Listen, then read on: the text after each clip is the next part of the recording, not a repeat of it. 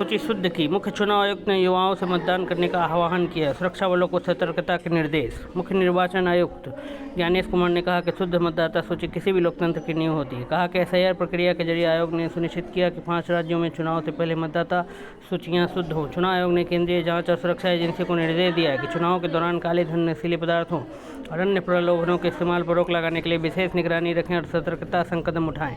रविवार को चुनाव कार्यक्रम की घोषणा के दौरान सीईसी ने कहा कि मतदाता सूचियों में संशोधन के लिए संविधान के अनुच्छेद 326 के तहत देश में मतदाता सूची का विशेष गहन पुनरीक्षण एसआईआर कराया जा रहा है। उन्होंने कहा कि एसआईआर का मकसद यह है कि कोई भी पात्र मतदाता छूटना नहीं चाहिए और न ही किसी अपात्र मतदाता को मतदाता सूची में शामिल किया जाना चाहिए। इस दौरान उन्होंने युवाओं और पहली बार मतदान करने वाले मतदाताओं से अपील की कि वे अपने जीवन की सबसे बड़ी जिम्मेदारी जरूर निभाएं। कहा, मतदान जरूर करें क्योंकि आपका वोट आपकी पसंद है जो भविष्य का निर्माण करेगा। सीईसी ज्ञानेश कुमार ने कहा कि इस चुनाव में 17 करोड़ से अधिक मतदाता अपने मताधिकार का प्रयोग करेंगे। कहा कि मतदाताओं की यह संख्या ऑस्ट्रेलिया, फ्रांस, दक्षिण अफ्रीका, जर्मनी और कनाडा की कुल आबादी के बराबर है। राज्यभर मतदाताओं की संख्या। पश्चिम बंगाल कुल मतदाता 6.44 करोड़, महिला 3.16 करोड़, पुरुष 3.28 crore, third gender 1152।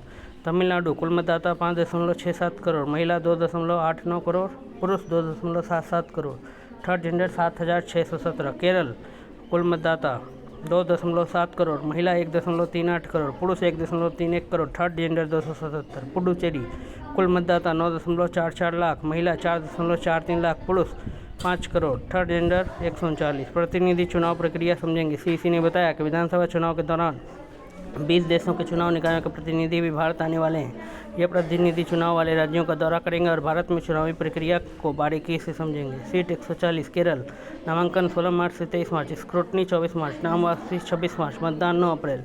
Tamil Nadu seat 234, नामांकन 30 मार्च 6 अप्रैल, स्क्रूटनी 7 अप्रैल, नाम वापसी 9 अप्रैल, मतदान 23 अप्रैल। 2 चरणों में मतदान होगा पहली बार बंगाल में। पश्चिम बंगाल पहला चरण सीट 152, 30 मार्च से 6 अप्रैल, नामांकन, स्क्रूटनी 7 अप्रैल, नाम वापसी 9 अप्रैल, मतदान 23 अप्रैल। दूसरा चरण पश्चिम बंगाल सीट 142, नामांकन 2 से 9 अप्रैल, स्क्रूटनी 10 अप्रैल, नाम वापसी 13 अप्रैल, मतदान 29 अप्रैल। पुडुचेरी सीट 30, नामांकन 16 मार्च से 23 मार्च, स्क्रूटनी 24 मार्च, नाम वापसी 26 मार्च, मतदान 9 अप्रैल।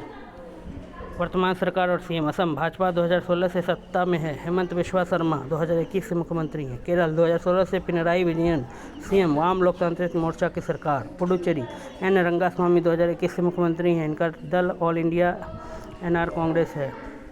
तमिलनाडु द्रविड़ मुनेत्रम कसगम की सरकार, एमके स्टालिन 2021 से मुख्यमंत्री। पश्चिम बंगाल तृणमूल कांग्रेस 2011 से लगातार सत्ता में है, ममता बनर्जी मुख्यमंत्री। चुनाव आयोग ने आदर्श आचार संहिता लागू होने के बाद आधिकारिक वेबसाइटों से मंत्रियों की तस्वीरें हटाने का निर्देश भी दिया है। इस बार मतदान का समय कम। 4 राज्यों और 1 केंद्र शासित प्रदेश के चुनाव कार्यक्रम में कम चरणों के अलावा मतदान के लिए सिर्फ 20 दिन का समय दिया गया है। वहीं मतगणना का समय पहले से अधिक दिन बाद रखा गया। जानकारी के अनुसार 2021 के चुनाव इन 5 राज्यों में मतदान के लिए 8 दिन चुनावी चरणों के अनुसार रखे गए थे। बंगाल के चुनावी इतिहास में लिखी नई इबारत। निर्वाचन आयोग के ऐलान ने बंगाल के चुनावी इतिहास में एक नई इबारत लिख दी है। प्रदेश में अब तक कोई विधानसभा चुनाव पहली बार ऐसा मौका है जब मतदान 2 चरणों में कराया जाएगा। खास बात यह है कि प्रदेश में पिछली 5 विधानसभा चुनाव 5 से 8 चरणों में कराए गए थे। आयोग का यह निर्णय इस मायने में ऐतिहासिक बन गया है कि 1952 में पहले विधानसभा चुनाव से लेकर 2021 में पिछले चुनाव तक कभी भी पश्चिम बंगाल में 2 चरण का मतदान नहीं हुआ। आंकड़े बताते हैं बंगाल में 1952 से 1996 तक के विधानसभा चुनाव एक चरण में ही कराए गए थे।